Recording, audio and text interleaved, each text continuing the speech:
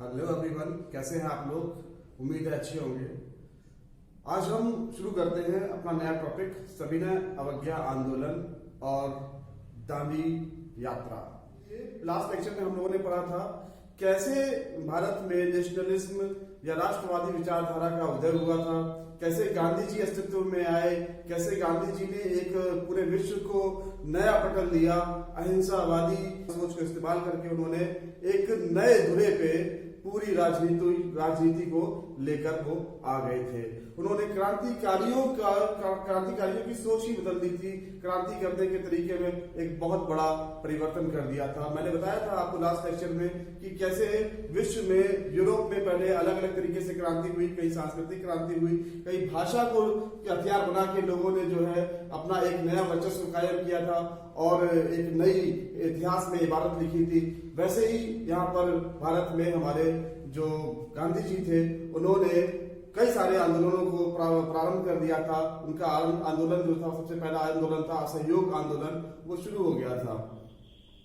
वहां पर हमने देखा कि कैसे गांधी जी ने असहयोग आंदोलन को शुरू किया। अब आगे आते हैं, यहाँ पर थोड़ा सा हटके, यहाँ पर आता है सविनय अवज्ञा आंदोलन और दांडी यात्रा। देखिए क्या हुआ, जनवरी 1922 में चौरी चौरा नामक स्थान जो बिहार में पड़ता है, वहां पर कुछ लोगों ने मिलके एक थाने में, पुलिस चौकी में आग लगा दी थी, जिसमें लगभग 23 पुलिस वाले जल गए थे, जल के मर गए थे। और वो क्रांतिकारी कोई और नहीं थे बल्कि असहयोग आंदोलन से जुड़े हुए लोग ही थे। एक्चुअली क्या हुआ था कि पुलिस बिना किसी कारण के 2 या 3 क्रांतिकारियों को जबरदस्ती गिरफ्तार कर दिया था और उसके विरोध में करीब 30-35 लोग इधर से गए। फिर वहां से पुलिस वालों ने हमला कर दिया, गोलीबारी चल गई थी और कुछ लोग उसमें भारतीय पुलिस वाले थे, हिंदुस्तानी पुलिस वाले थे। तो एट लास्ट तो क्या हुआ कि गोलियां पुलिस वालों की खत्म हो गई थी। उन्होंने फिर घेर के चौकी में आग लगा दी थी, तो कुल मिला के 23 पुलिस वाले जल गए थे, जल के मर गए थे। इस पूरे इंसिडेंस को गांधी जी ने बहुत अधिक गंभीरता से लिया था। उन्होंने बोला कि जो मेरी विचारधारा है, जो मेरी सोच है, मैं जिस चीज को आगे बढ़ाना चाहता हूं, उसको हमारे ही लोग कुचल रहे हैं। जब हमारे ही लोग हमारा साथ नहीं देंगे तो कैसे हम दुनिया के सामने या इन गोरे लोगों के सामने, अंग्रेजों के सामने अपने वर्चस्व को एक साथ रख सकेंगे? क्योंकि वो ये जानते थे, वो ये चाहते थे कि कहीं ना कहीं पूरा समाज का हर वर्ग उनके साथ हो। और तब ये मिलके, ये लड़ाई ऐसी थी कि ये लड़ाई मिलकर ही लड़ी जा सकती थी। अकेले इस लड़ाई का कोई वर्चस्व नहीं था और कोई अस्तित्व भी नहीं था।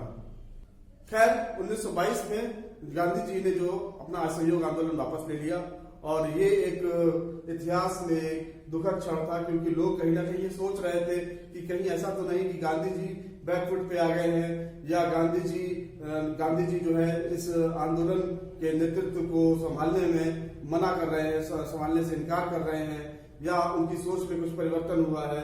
तो ये सब चीजें उस समय लोगों के दिमाग में चलने लगी थी। आइए देखते हैं आगे क्या हुआ।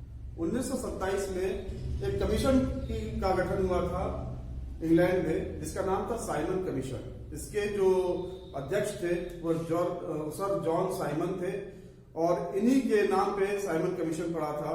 एक्चुअली क्या हुआ था कि सन 1919 में ही सरकार ने कहीं ना कहीं ये चीजें स्पष्ट कर दी थी कि हम आगे चल के ये देश आपको ही सौंप देंगे, लेकिन एक्चुअली आपके अंदर संविधान बनाने की क्षमता नहीं है, आपके अंदर बहुत सारी ऐसी चीज नहीं है, नेतृत्व करने की क्षमताएं नहीं है कि आप लोग जो है अपने देश को चला सकें। इसलिए हम धीरे धीरे आपके देश को ऐसी मजबूत स्तर पे खड़ा करके जाएंगे कि आप उसको फिर आगे ले जाने में बहुत आपको आराम मिलेगी, सहूलियत होगी।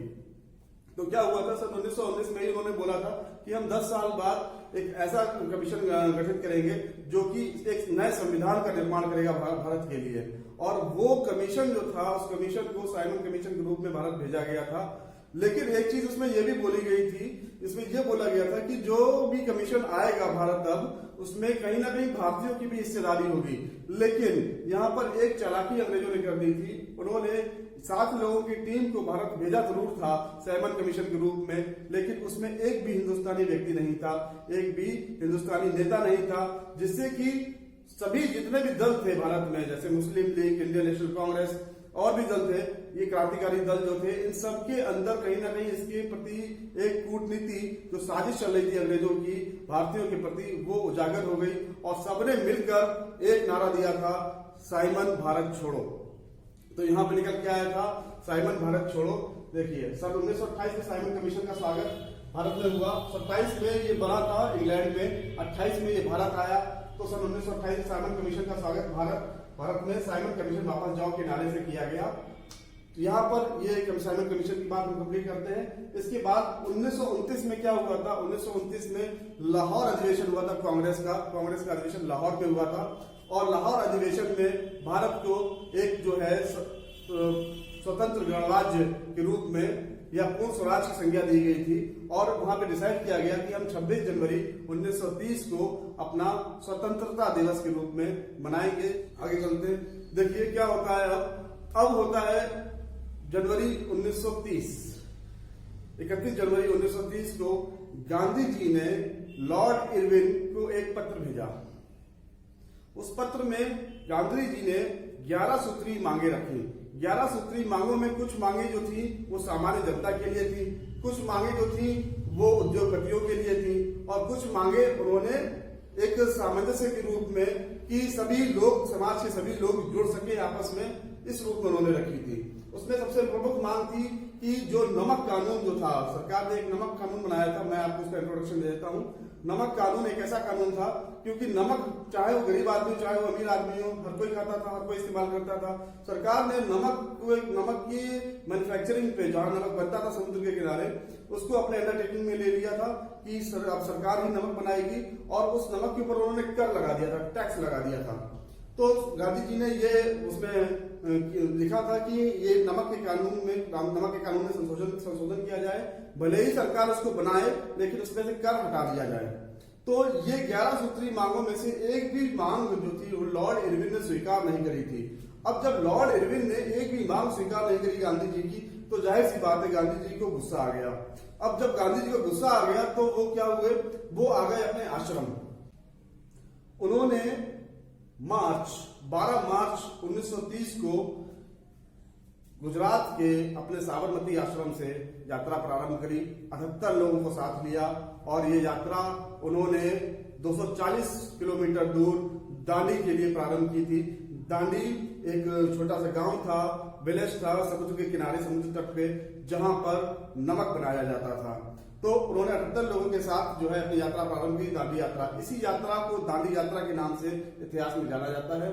और जैसे ही वो बड़े दांडी की तरफ लोग उन्हें जुड़ते गए और जब वो पहुंचे दांडी तो वहां पर काफी ज्यादा भीड़ इकट्ठी हो चुकी थी और उन्होंने वहां पर किसानों से कह दिया था कि आप सरकार की परवाह किए बिना आप जो है अब नमक बनाइए और गैर कानूनी तरीके से नमक बनाइए, आप खुद नमक बना सकते हैं, नमक बनाइए और उसको बेचिए और इस्तेमाल करिए।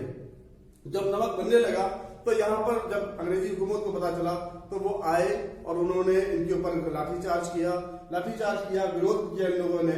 लेकिन समझ लीजिए यहाँ पर था सविनय अवज्ञा आंदोलन। इन्होंने विरोध किया, शांतिपूर्वक विरोध था। तुम हमारे ऊपर लाठी चलाओ लेकिन हम तुमसे हाथ जोड़कर विनती करेंगे कि भाई हमारा देश छोड़ के चले जाओ, यहाँ ना रहो, हमें जैसे रहना है हमें हमारे हाल में छोड़ दो, बट यहाँ से आप जाइए। यही काम उन्होंने वहां पे किया। अच्छा, अब जब ये हुआ दांडी आंदोलन तो यहाँ पर लोगों के मन में कहीं ना कहीं ये भावना आ गई थी कि वास्तव में जो अंग्रेज कर रहे हैं इनकी कूटनीति बहुत ही ज्यादा खतरनाक है। और ये आज की डेट में भी, भले ही इन्हें कह दिया हो मुंह से कि हम आपका देश छोड़ के चले जाएंगे या आपको एक नया संविधान देके जाएंगे, लेकिन जो इनके कार्य थे, जो इनकी कार्यनीति थी, उससे ये साफ जाहिर होता था कि ये कहीं भी भारतीयों का साथ देने वालों में से नहीं है। ये कहीं ना कहीं इनके दिमाग में वही बसा हुआ है कि हम धीरे धीरे तुमको पूरे तरीके से खोखला कर देंगे और उसके बाद ही, खोखला करने के बाद ही छोड़ेंगे तुमको। यही काम अंग्रेजों ने उस समय किया था। और ये दांडी यात्रा जब शुरू हुई थी तब सभी नेताओं ने एक बैठ के मशवरा किया था कि हाँ, हमको इस तरीके से कार्य योजना बनाई थी कि इस तरीके से आगे चल के पूरे देश में अलग अलग प्रांतों में, अलग अलग जगहों पे, सब जगह हमें आंदोलन करने हैं। किसान आंदोलन करेंगे, कहीं लगान आंदोलन करेंगे, जहां जो समस्याएं हैं उस पर आंदोलन करने हैं। और हालांकि कहीं हद तक बहुत ज्यादा वो आंदोलन सक्सेसफुल रहा था, सविनय अवज्ञा आंदोलन। मैं बता दूं आपको, जब ये आंदोलन हुआ, दांडी यात्रा वाला आंदोलन हुआ, यहाँ पे गिरफ्तारियां हुई, गांधी जी को गुजरात की जरदा जेल भेज दिया गया। और उसके बाद जैसे ही वो जेल के अंदर गए, वैसे ही सड़कों पे लोगों का गुस्सा फूट पड़ा, लोगों की भीड़ें उमड़ पड़ी, लोगों ने हर जगह जहां देखो वहां गिरफ्तारियां शुरू कर दी। लगभग 1 लाख किसान गिरफ्तार हुए थे इस दौरान, और उन्होंने सब जगह, किसानों ने हर जगह, कहीं पर जो है लगान वाला कानून खत्म कर दिया था, कहीं पर जो है किसानों ने अलग से कानून शुरू कर दिया, मतलब अलग से क्रांतियां शुरू कर दी थी। अलग अलग चीजों को लेके लोग सड़कों पर उतर आए थे।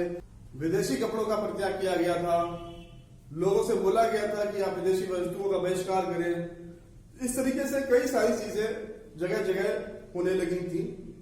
केवल गुजरात में ही नहीं, वरन पूरे देश में, उत्तर प्रदेश, मध्य प्रदेश, सब जगह ये चीजें होने लगी थी। देखिए क्या होता है, ये यहाँ पे पूरे प्रांत में पंडित नेहरू, पुरुषोत्तम दास टंडन, तबस्सुम हुसैन शेरवानी, रफी अहमद किदवई, इन लोगों ने नेतृत्व करके किसान आंदोलन किए। किसानों को अपना हक दिलाने के लिए उनके आंदोलन में शामिल हुए, और इनको गांधी जी के साथ किसानों को जोड़ा। किसान चूंकि भूमि से जुड़े होते हैं, एक्चुअली बात तो ये थी कि हम हर समुदाय को जोड़े, लेकिन सबसे ज्यादा प्रॉब्लम जो थी अंग्रेजों से, वो निचले तबके को थी, जो किसान वर्ग था। क्यों?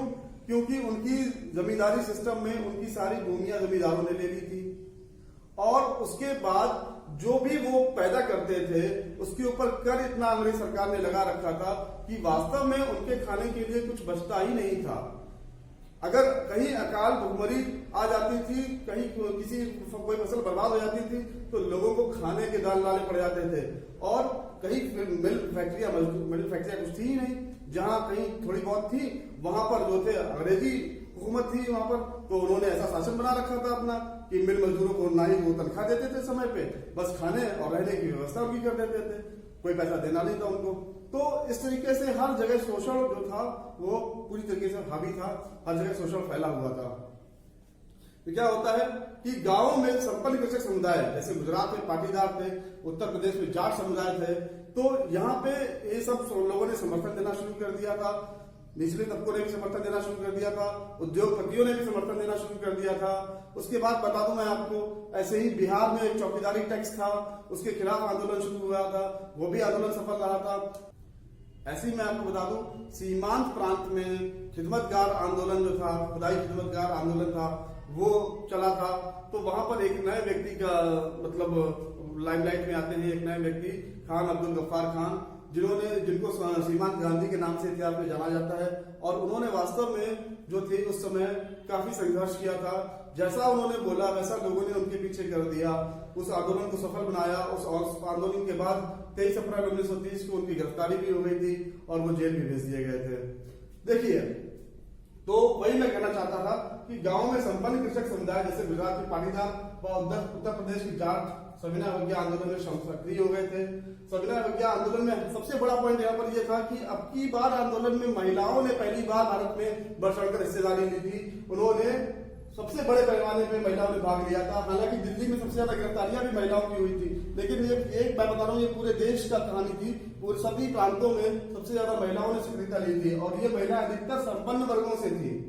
देश भर में विदेशी कपड़ों का बहिष्कार शुरू हो गया था, तो जो भी वहां से माल आ रहा था वो ऐसा कैसे ही वापस जा रहा था। लगान संबंधी कानून का बहिष्कार हुआ था, तथा किसान आंदोलन प्रारंभ हो गया था। यहाँ पर मैंने आपको बताया अभी, उत्तर प्रदेश के रायबरेली में मुंशी कालिका प्रसाद ने आंदोलन को दिशा दी। उत्तर प्रदेश के रायबरेली में मुंशी कालिका प्रसाद ने किसान आंदोलन को दिशा प्रदान की और उसका नेतृत्व किया। इस समय तक गांधी जी अंदर थे। उसके बाद जैसे ही वो बाहर आए तो क्या होता है कि मैं बता दूं आपको, जब वो बाहर आए तो फिर वहां पर आंदोलन हुआ था, सीमांत प्रांत में आंदोलन हुआ था। और सीमांत प्रांत में आंदोलन होने के बाद फिर गांधी जी, नेहरू जी, खान अब्दुल गफ्फार खान, ये सारे नेता अंदर चले गए थे, जेल में चले गए थे। और उसके बाद फिर गांधी जी जैसे ही बाहर आए तो उन्होंने क्या किया, 5 मार्च 1931 में जो था लॉर्ड इरविन के साथ समझौता किया, समझौते पे हस्ताक्षर कर दिए थे, और लंदन के दूसरे गोलमेज सम्मेलन में जाने के लिए उन्होंने हामी भर दी थी। यहाँ पर क्या होता है, यहाँ पर जब गांधी जी लंदन जाते हैं उस समय खान अब्दुल गफ्फार खान, नेहरू जी, ये सब लोग जेल के अंदर होते हैं। जैसे ही वो लंदन जाते हैं वैसे ही वहां पर सम्मेलन शुरू होता है, सम्मेलन में कोई निष्कर्ष नहीं निकलता, वो वैसे ही खाली हाथ बैरक वापस आ जाते हैं और यहाँ पर आकर फिर से वो अपने आंदोलन शुरू कर देते हैं। तो ये चीजें जो थी भारतीय आंदोलनों को कहीं बढ़ाना, कहीं कम करना, कहीं उनके साथ कई सारी चीजें करना। एक चीज और आती है, यहाँ पर ये बोला जाता है कहीं ना कहीं कि अगर भारतीय मतलब इतिहास में चौरी चौरा कांड ना होता शायद, तो वहां पर असहयोग आंदोलन उस समय इतना बड़ा हो चुका था ऑलरेडी कि असहयोग आंदोलन के बल पे ही हमको आजादी मिल सकती थी। ये एक बहुत महत्वपूर्ण बिंदु है। लेकिन जो भी रहा, अब जैसी परिस्थितियां रही होंगी उस समय वैसे उन लोगों ने काम किया, तो ये सब चीजें थी। अब देखिए क्या हुआ यहाँ पर। अब यहाँ पर जब अंग्रेजों को साइमन कमीशन को वापस कर दिया गया था, तो साइमन कमीशन को वापस करने के बाद अंग्रेजों ने ये बोला कि ठीक है, आपको नहीं समझ में आ रहा है तो आप खुद ही अपना संविधान निर्माण करिए, अपना संविधान का निर्माण खुद ही करिए, अपनी टीम बनाइए और आप जैसे मर्जी है वैसे करिए, हम आपकी इस कार्य में दखल नहीं देंगे। क्योंकि जो संविधान के नाम पे जो उन्होंने टीम रची थी, टीम भेजी थी साइमन कमीशन की, तो वो कमीशन ही पूरा ऐसा था टोटली कि सातों अंग्रेज थे उसमें और वो ऐसे लोग थे जो भारतीयों को कहीं का नहीं छोड़ते। तो इस चुनौती को हमारे नेताओं ने साहस स्वीकारा और उसी के दम पे आज भारत का सबसे बड़ा संविधान, लिखित संविधान, विश्व का सबसे बड़ा लिखित संविधान वो बना। तो यहाँ पर क्या था, यहाँ पर गांधी जी हर वर्ग को, जैसा कि हमारे संविधान ने किया है कि हमारे संविधान में हर वर्ग को, हर व्यक्ति को बराबरी का अधिकार दिया गया है, हर चीज का बकायदा ध्यान रखा गया है कि कहां पर हमें नियमों में सख्ती बरतनी है, कहां पे नियमों में ढील बरतनी है, मतलब सारे राइट्स जो है वो बराबर दिए गए हैं। उसको भी आगे लेक्चर में हम डिस्कस करेंगे। चलिए यहाँ देखते हैं। गांधी जी ने अछूतों को हरिजन यानी ईश्वर की संतान बताया था यहाँ पर, और डॉक्टर भीमराव अम्बेडकर ने 1930 में दलितों को दलित वर्ग एसोसिएशन के अंतर्गत संगठित किया था। मतलब यहाँ पे उन्होंने किसानों को संगठित किया, पाटीदारों को संगठित किया था, उसके बाद महिलाएं भी संगठित हो गई थी, उसके बाद जो था वो व्यापारी वर्ग पहले से संगठित था, गांधी जी के साथ था, दलित वर्ग वो भी संगठित हो गया था। मतलब अब कहीं ना कहीं पूरी एक रूपरेखा जो थी वो बन गई थी अच्छी तरीके से, और यहाँ पर अंग्रेजों को भी लगने लगा था कि अब हम ज्यादा दिन इस देश में राज नहीं चला पाएंगे, इस देश की अब जो है भविष्य दूसरा ही होने वाला है और इस देश के भविष्य में हम यहाँ पे नहीं रहेंगे। उम्मीद है वीडियो आपको अच्छा लगा होगा। अब हम नेक्स्ट लेक्चर में पढ़ेंगे भारत छोड़ो आंदोलन। नेक्स्ट लेक्चर में मिलते हैं फिर से। Thank you so much.